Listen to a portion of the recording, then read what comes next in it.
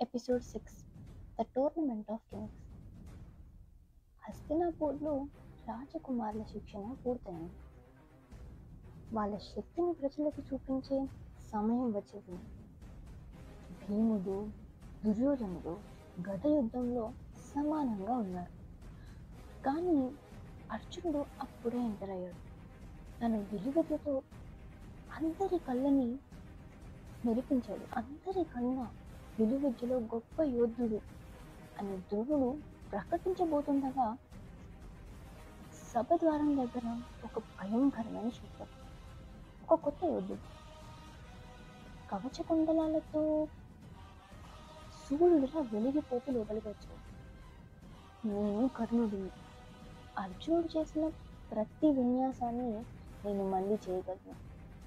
చెప్పినట్టే చేశాడు. సభ మొత్తం నిశ్శబ్దమైపోయింది. ఇద్దరి మధ్య యుద్ధం మొదలవుతుండగా కృపాచార్యుడు ఆపాడు. ఆగండి, రాజులు మాత్రమే రాజులతో యుద్ధం చేయగలరు. ఎవరు నువ్వు కర్ణ? నీ వంశం ఏంటి అని అడిగాడు. కర్ణ ఒక సూతపుత్రుడు. అవమానంతో తలదించుకున్నాడు.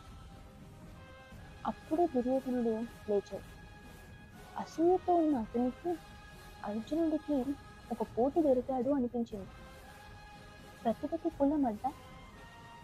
ఈ క్షణం నుంచి నేను కర్ణుడిని, అంగరాజ్యానికి రాజుగా ప్రకటిస్తున్నాను అని అన్నాడు. ఆ ఒక్క మాట, ఆ ఒక్క స్నేహం ప్రపంచంలోనే గొప్ప యోధుడిని స్నేహబంధంలో బంధించేసింది.